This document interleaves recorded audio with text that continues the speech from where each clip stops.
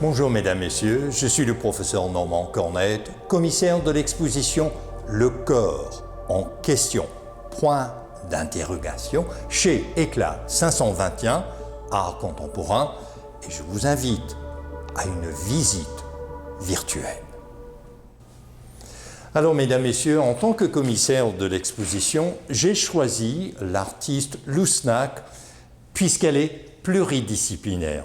C'est une artiste d'origine arménienne qui, elle, travaille tantôt le dessin, tantôt la photo, ainsi que la sculpture, sans parler du fait qu'elle est également comédienne dans les films et qu'elle chante.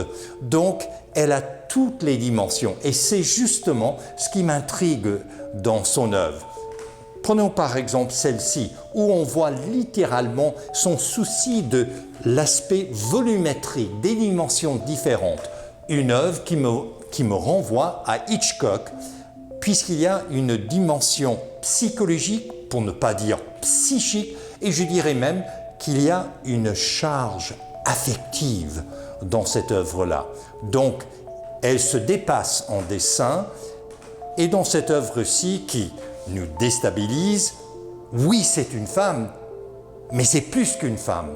Qu'est-ce que c'est au fait? C'est la femme mythique, c'est la femme qui, en quête d'identité, et justement, ce que j'apprécie chez l'artiste Lousnak, c'est qu'elle nous pose des questions plutôt que de nous donner des réponses toutes faites d'avance.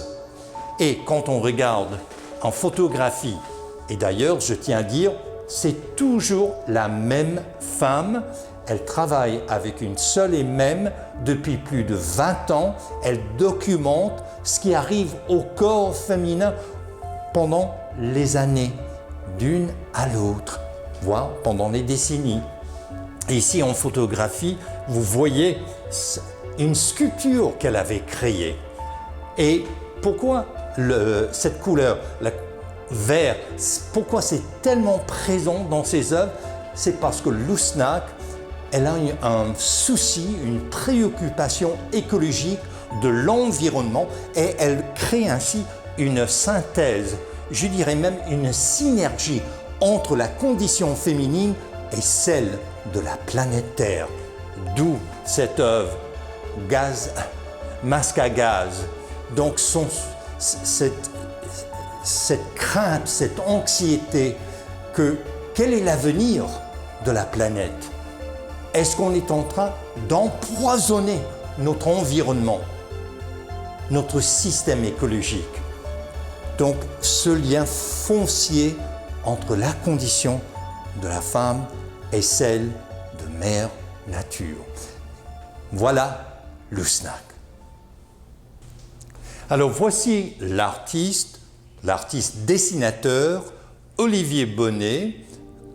En tant que commissaire, je l'ai choisi à cause de son dialogue foncier avec l'histoire de la photographie post-Deuxième Guerre mondiale.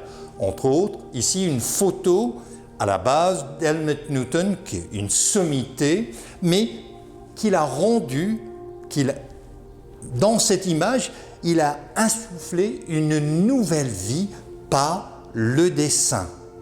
Et ici, encore, on voit la maîtrise du dessin, quoique là, on voit sa polyvalence aussi, puisqu'il s'agit d'une œuvre en pastel, mais toujours est-il, le leitmotiv, le dénominateur commun, comme on voit ici dans ce petit format, c'est à quel point Olivier Bonnet travaille le clair-obscur, afin qu'il crée un dynamisme dans l'image.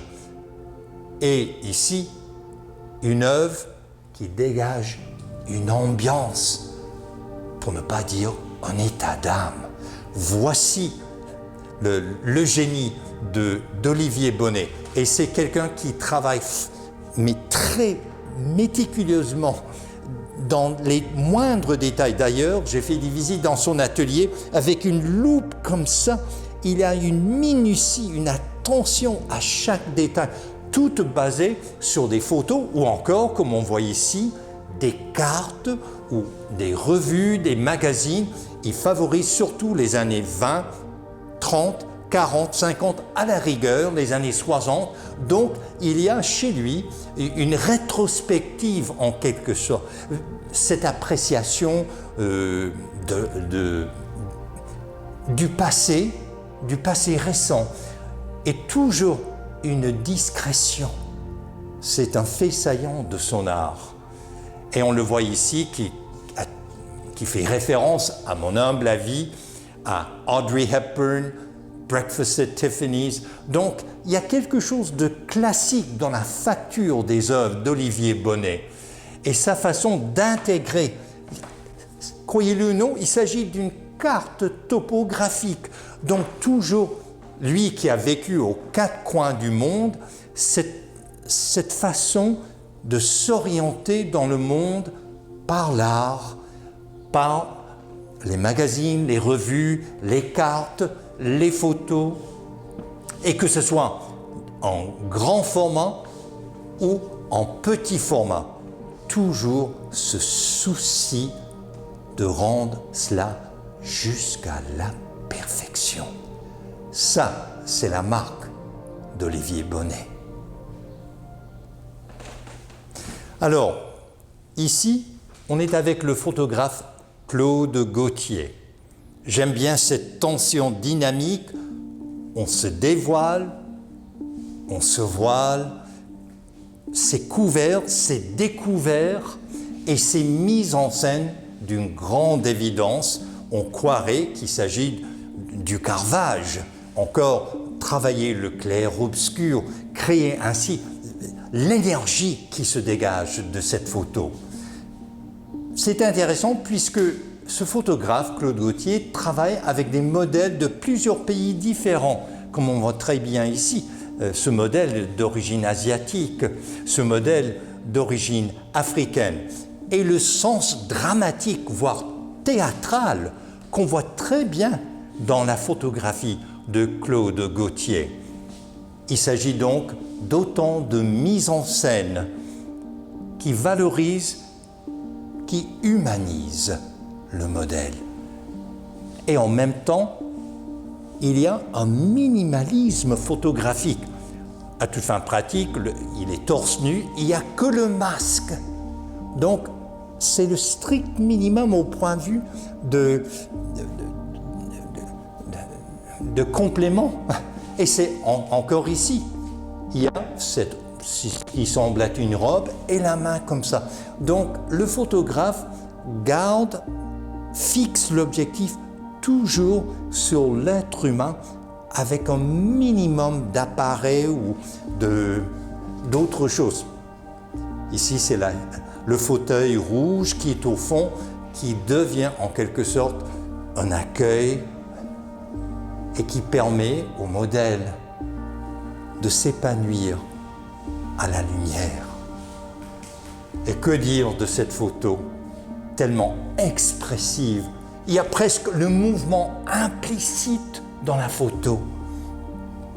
Et ce regard est toujours à quel point le regard, on parle du corps en question, mais chez Claude Gauthier, c'est le regard en question, ce qui nous renvoie justement à l'histoire de la photographie. Tout est dans le regard. Et il fixe l'objectif. Il y a un repos, une aisance, c'est presque une richesse, un luxe visuel, et pourtant à torse nu, sans décoration, sans autre chose. Est-ce que c'est ainsi qu'il nous fait découvrir la beauté de la condition humaine? Alors voici l'artiste peintre Eric Nieminen, que j'ai choisi en tant que commissaire et critique d'art à cause de sa formation, sa discipline, voire sa rigueur dans l'esthétique gréco-romaine. Donc il y a des références tout à fait classiques aux origines même de l'art occidental, soit en Grèce, soit à Rome, et la mythologie qui fait partie intégrante de son imaginaire en tant qu'artiste peintre. Et ce qui me fascine dans ses œuvres, c'est sa façon de poser le regard sur l'environnement bâti de l'Antiquité. Donc des statues, des temples, des dieux. Et c'est d'autant plus intéressant qu'ils sont amorphes, informes, sans visage. On ressent qu'ils nous renvoient aux dieux de l'Antiquité, soit de la Grèce ou de Rome. En quelque sorte, ils plongent dans les racines même de l'art occidental. En latin, on dit ad fontes, retour aux sources. Et c'est ce qui démarque l'art d'Éric Niemenem, sa façon de puiser dans tout le trésor de l'Antiquité et d'y insuffler une toute nouvelle vie dans l'art contemporain. Ce qu'on voit très bien dans ses œuvres toutes récentes, des tableaux à l'huile. Et regardez ici, oui, on reconnaît des formes, des corps, mais entrelacés. Et on se dit, il y a tellement de mouvements sur le plan pictural. Et son sens chromatique des couleurs, jamais est-ce que c'est trop chez lui. C'est toujours il est judicieux dans sa façon de s'exprimer. Quand on regarde ici aussi, donc cet arc, ou encore ici, l'opposition, c'est presque ici l'espace négatif, de sorte qu'il y a comme deux parties. Et pourtant, dans chaque cas, il s'agit des petits formats. J'arrive donc à la conclusion. Éric Niemenem, artiste peintre, est un poète. Qu'est-ce que j'entends par cela? C'est qu'il a trouvé le moyen de dire le maximum avec le minimum. Alors voici l'artiste Sunja Park de la Corée, artiste peintre d'une génération coréenne de femmes qui ont connu une toute autre vie qu'en 2025, qui se reflète très bien dans son tableau. D'abord, la femme à l'envers. Ensuite, la femme. Est-ce que ce n'est que le corps qui compte? Sans tête, sans visage, donc sans identité? Et qu'est-ce que ça veut dire? Est-ce que la condition féminine pour elle, en tant que coréenne, c'est qu'elle était comme perdue? Et il y a ici justement un sentiment que la femme ne compte pas. On efface son identité même. Pourrait-on dire, au fait, est-ce que c'est bel et bien une femme? Seulement les vêtements nous indiquent cela. Et encore dans ses œuvres, une autre vision de la condition féminine des femmes en Corée de sa génération. Est-ce qu'elle nous envoie donc ce message que la force des femmes, c'est dans la solidarité, qu'elles soient multiples, qu'elles soient ensemble, même dans les difficultés, que réunies, elles sont plus fortes? Et encore, on voit très bien ici la femme mise à nu. On sait très bien qu'il s'agit des femmes ici dans le corps, mais toujours elle efface le visage.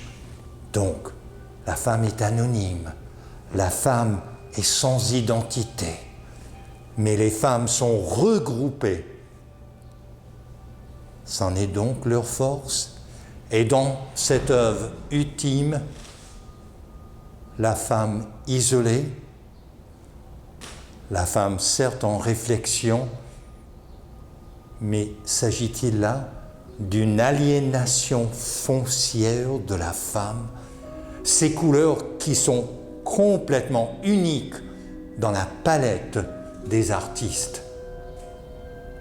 Il y a quelque chose ici qui nous saisit et qui nous pousse à se demander, mais quel est l'état de la femme? Quel est son état d'âme? Tellement le visage, je dirais même presque glacé, devant sa réalité. Donc, Sun Ja Park nous met en face de la condition féminine de sa génération en Corée. Alors, nous voilà devant l'œuvre d'Anoushka Gravel-Galushko qui s'intitule « L'homme artériel de Megig ». Elle date de 1991. C'est une artiste audacieuse. D'abord, cette œuvre, elle a puisé son inspiration chez le poète, presque, on pourrait dire, le poète national du Québec, nul autre que Gaston Miron. De plus, Gaston Miron a présenté cette œuvre lors de ses lectures de poésie pendant les dernières années de sa vie.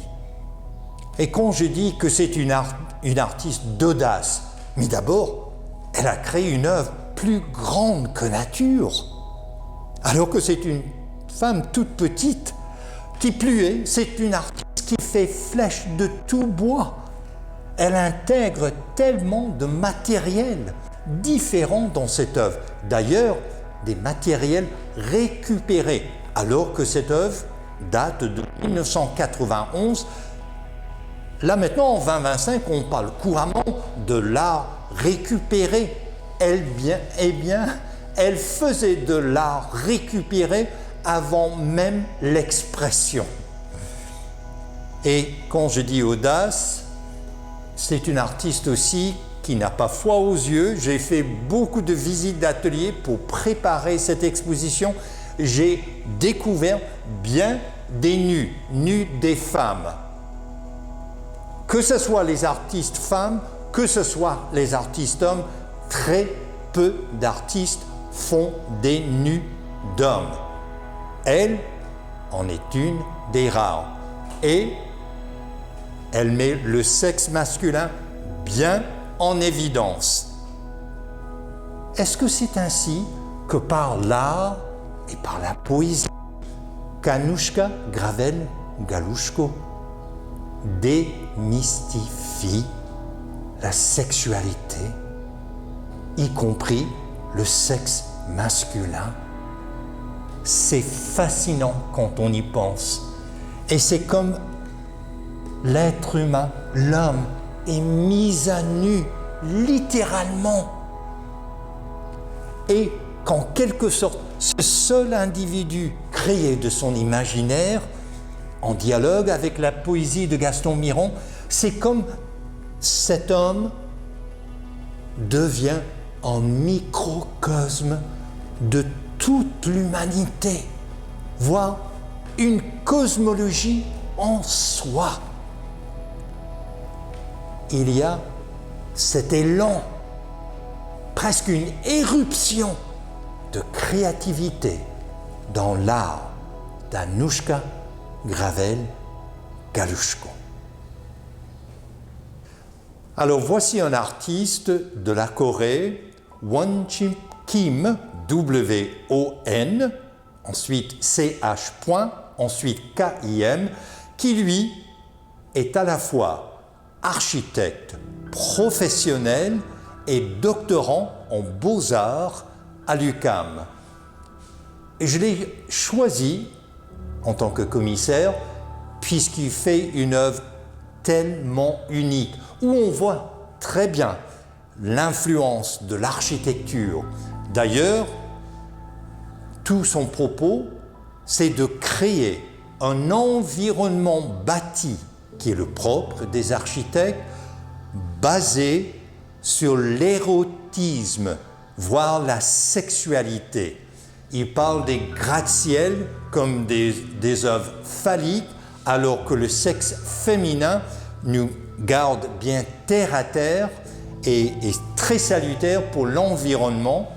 Et on voit ici à quel point il crée des images, mais des images qui sont comme des bâtiments, comme des édifices. Et pourtant, il s'agit de la femme, il s'agit de l'homme, les sexes bien mis en évidence, et il y a quelque chose chez Kim qui est comme utopique. Et si vous connaissez l'art suite à la révolution bolchevique en Union soviétique dans les années 1920-21, il y a là comme s'il allait créer un nouveau monde, une nouvelle terre, un nouveau environnement bâti, tellement il y a un changement de paradigme dans son art. Et la sexualité, le sexe masculin, fait partie intégrante à la fois de sa vision artistique et de sa pratique en tant qu'architecte.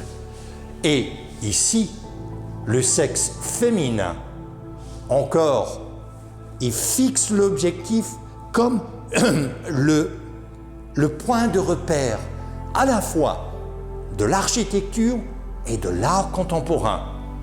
Et quelle vision qui nous présente ici, ni homme, ni femme, les deux à la fois, donc il défie cette approche binaire à la sexualité humaine.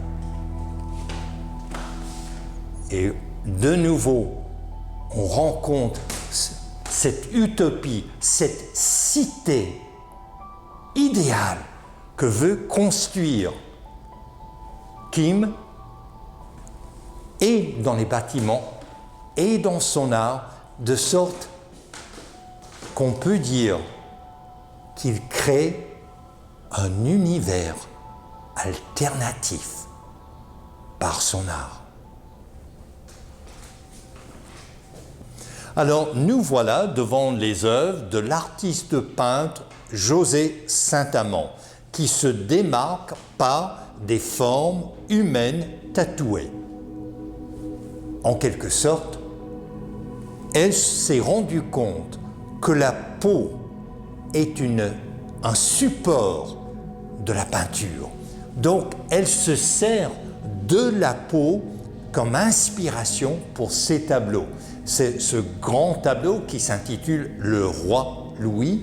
C'est un modèle avec qui elle collabore et on se rend compte en regardant cette œuvre à quel point elle nous met en dialogue avec cette forme d'art qui est devenue vraiment de l'actualité, c'est-à-dire le tatouage.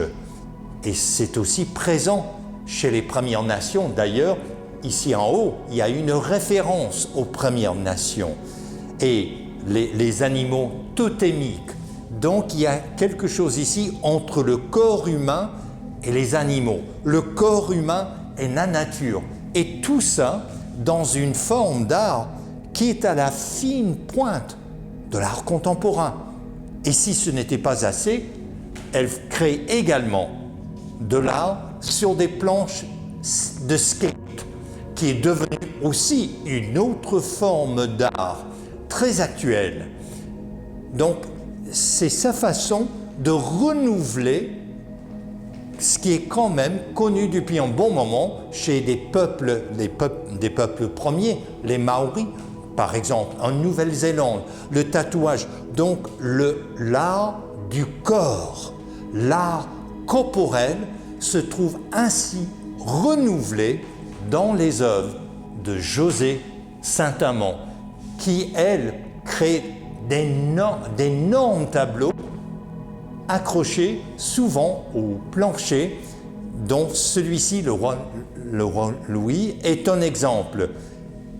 Et je vous invite donc à voir à quel point cet artiste à renouveler l'art contemporain en faisant référence au tatouage et au skate, deux cultures bien distinctes en 2025.